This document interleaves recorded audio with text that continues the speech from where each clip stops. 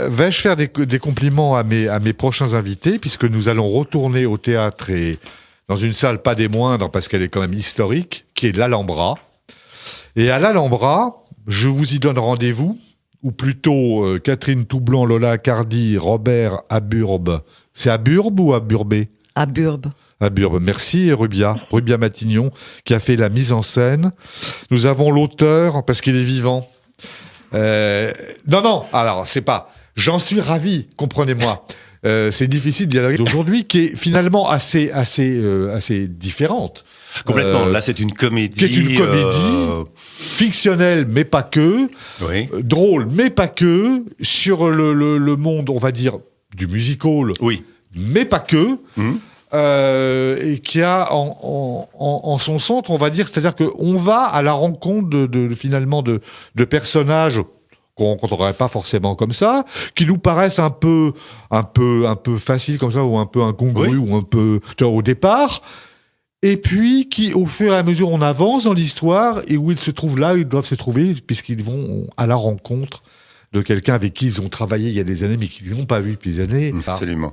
En fait, l'idée cocasse de départ, c'est de mettre en scène donc deux femmes qui 20 ans après reçoivent la même lettre en fait de leur ancien amant, leur plus grande histoire d'amour, qui était directeur de cabaret donc toute leur jeunesse, et elles se retrouvent là toutes les deux face à face, déjà rivales il y a 20 ans et toujours rivales là maintenant. La surprise est mauvaise. Et la surprise est encore différente lorsque ce personnage-là qu'elles attendent, Armando, Ne les reconnaît pas. Il a oublié le rendez-vous et il les reconnaît pas. Oui. Ça se démarre comme ça. Absolument. Et c'est vrai que c'est pas une comédie musicale, mais la chanson ou les chansons ont leur importance, mais plus peut-être les chansons que tout un chacun peut fredonner ou affredonner. Oui, ce sont vraiment des chansons du répertoire populaire, dans le bon sens du terme. Oui, qui font référence aussi par certaines chansons font référence au monde du cabaret d'ailleurs, qui sont des chansons un peu de cabaret. Il y a une chanson de cabaret qui est assez connue, qui est Mon truc en plume, des choses comme ça. Donc on arrive. En fait, on part d'une situation un peu cocasse, un peu presque du théâtre, enfin très très comique, dans une situation réelle, et après on s'en va vers une hypothèse de vie recréée en fait. Oui, qui pourrait presque, je me demande. Sûr qu'on parle de cette terrible maladie d'Alzheimer. Sans jamais la nommer, mais on aura compris, il n'y avait pas besoin d'insister.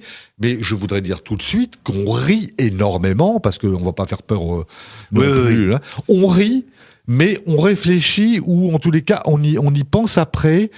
Donc, j'allais dire, oui, c'est une comédie, mais c'est une comédie pas loin d'une comédie dramatique, en tout cas une comédie contemporaine. Moi, je préfère le mot de contemporain.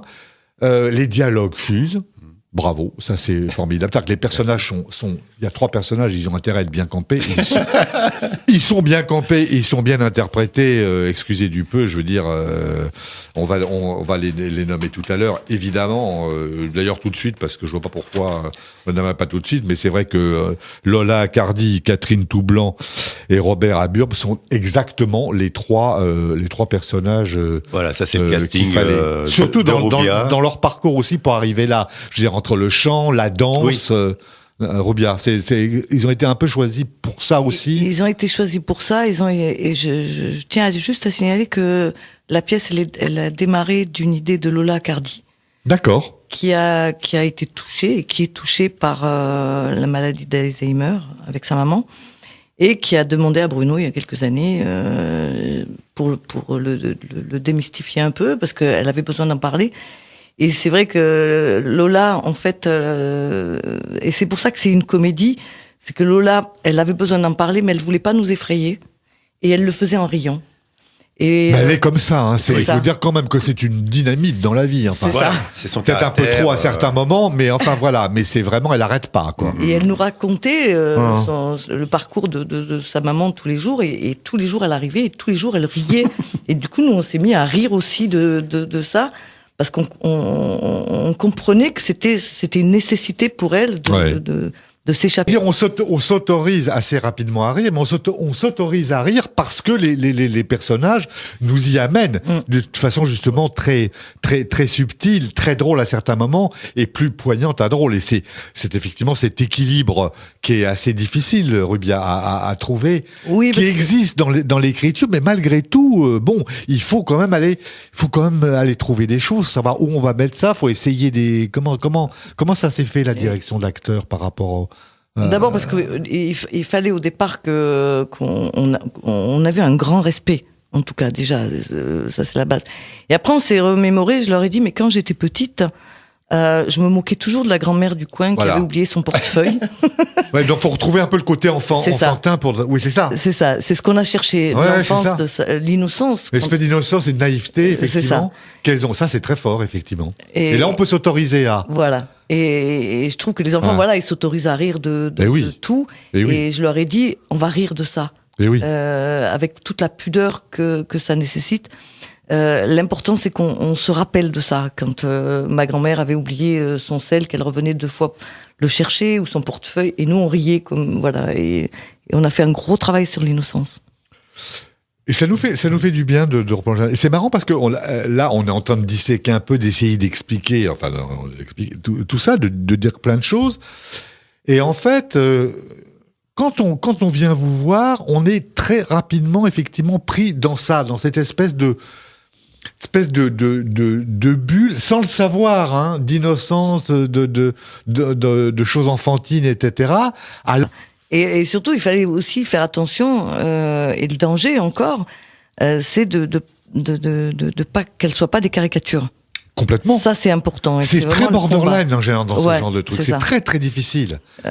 Pour pas justement qu'on aille vers le ridicule, quoi. Donc c'est vrai que Lola, qui a une énergie assez... avec le tempérament qu'elle a... débordante. Elle se fait violence. Non, elle peut garder effectivement, ce rythme, cette folie, mais c'est vrai que je pense qu'elle a dû beaucoup, peut-être beaucoup se calmer ou gommer des choses. Ça, c'est bien pour elle aussi. Ouais, et du coup, on s'aperçoit que c'est une comédienne qui est souvent engagée justement pour cette énergie, et que tout d'un coup, là, on lui dit ne fais rien. Et que tout d'un coup, elle est... Ouais, quel est le truc qu'on peut pas dire à un comédien, parce que ne faire rien, il sait absolument pas ce que ça veut dire. Alors qu'il y a tellement de choses à faire. Mais c'est vrai que moi, je l'ai vu dans Les larmes amères de Petra von Kant, qui est une pièce que j'avais failli monter une époque avec Marouchka Detmers. Bon, je veux dire, là, on n'est pas c'est pas dans le même registre, c'est sûr. Mais c'est une comédienne, étonnante, qui a tourné d'ailleurs avec Guédiguian, etc. Et puis Catherine, c'est pareil. Enfin, Catherine, elle a joué avec Arias, avec Savary, j'en passe et des meilleurs. Vous avez tous des parcours qui sont des beaux parcours, Rubia. Je disais, je vais pas faire tout votre panégyrique aujourd'hui, mais je veux dire, ça nous parle énormément, quand même. Ça nous parle énormément. Il y a une chose, par contre, on en a. Donc, vous avez travaillé longtemps. Comment est-ce que il y a eu des étapes, Rubia, j'imagine. Je parle pas des lectures, etc. Mais est-ce que vous avez essayé pas mal de choses? Vous avez eu besoin de les écouter pour impulser d'autres choses? Alors au départ, on l'avait monté pour une représentation, juste pour se rendre compte, pour voir, et on l'avait monté beaucoup plus dans le drame. Où on laissait aller, parce que l'écriture de Bruno Fugnès, elle est très, pour moi en tout cas, elle est très intense en fait. Elle est très. Oui, bien sûr. Et du coup, il fallait sortir un peu. Et c'est vrai que, comme vous disiez tout à l'heure, il est vivant, et ça c'est vachement bien, un auteur vivant. Parce que justement, on a pu discuter beaucoup, et il a toujours accepté de couper, il a été à notre écoute, en tout cas, tout le long du parcours. Et puis après, on est parti je leur ai demandé de trouver l'enfance, et on est parti dans l'excès de l'enfance. D'accord. Beaucoup, pour après gommer petit à petit. C'est ça. Il faut choisir un truc, aller à fond. Voilà. Et même... Piaf, vous avez, je change de sujet, mais vous avez quelque chose avec Piaf, parce que vous avez 2 spectacles là, avec pas les mêmes auteurs, etc., mais autour de Piaf. Dont un qui a duré 2 ans. Il y en a un qui a duré 2 ans et l'autre 10 ans. C'est fou, hein. Non, mais c'est formidable. Mais qu'est-ce que c'est cet engouement qu'on peut encore avoir, ou que vous avez peut-être, j'en sais rien, que moi j'ai pas personnellement, même si je je trouve extraordinaire cette timbre de voix, mais comment dire, il y a quelque chose qui sort de l'ordinaire pour des gens comme Piaf, comme Montand, comme Brel par exemple. Pour Piaf, pour moi, c'est le parcours de la femme, en tout cas. Ouais. C'est, je cherche souvent à monter. Entre mythe et réalité, j'allais dire, peut-être aussi. Oui, c'est toujours pareil. Il y a toujours un truc avec l'enfance, quoi. Il y a toujours et je cherche toujours à monter des spectacles qui ont un rapport déjà avec l'enfance, ça c'est sûr. Ouais. Mais c'est surtout des parcours. Ouais. C'est Piaf, pour moi, c'est un parcours. J'avais fait Joséphine Baker aussi. C'était un combat. Chaque fois, j'essaye de monter des spectacles populaires, on va dire, parce que voilà, je veux que tout le monde aille au théâtre. Ça, c'est mon combat. Non, mais parce qu'il y a des gens qui ont des destins tragiques, mais qui ont fait en même temps, je pense à Pierre, je pense à d'autres, qui ont fait en même temps des rencontres fabuleuses.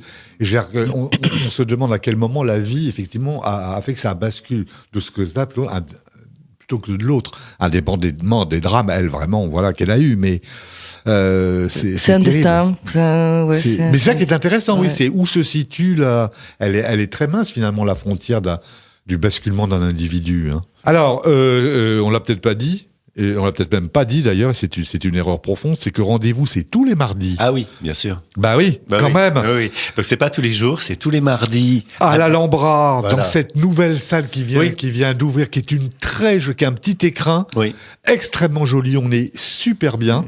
À l'Alhambra, c'est tous les mardis, c'est à 19h30. Absolument. Ça dure, j'en sais rien, 1h10 1h10, allez. 1h10, 1h15, allez. C'est idéal, allez, voilà. ça dépend des soirs. C'est à 7h30, ça finit à 9h moins le quart. C'est très très bien, quoi. C'est très beau. Et donc ça se joue tous les mardis, sauf le mardi 7 novembre, donc le mardi prochain. C'est embêtant, ça. Voilà, c'est embêtant. Voilà, bon, mais voilà. On peut réserver pour le 14, pour le voilà, non, pour mais le y a 21, pas de souci. Pour le 28. Et pour l'instant, il y a pas de limite, et plus si affinité. Voilà. Donc, voilà, allez-y, vous pouvez, à part pour le 7, vous pouvez réserver pour Rendez-vous. La pièce de Bruno Fougniès, mise en scène de Rubia Matignon.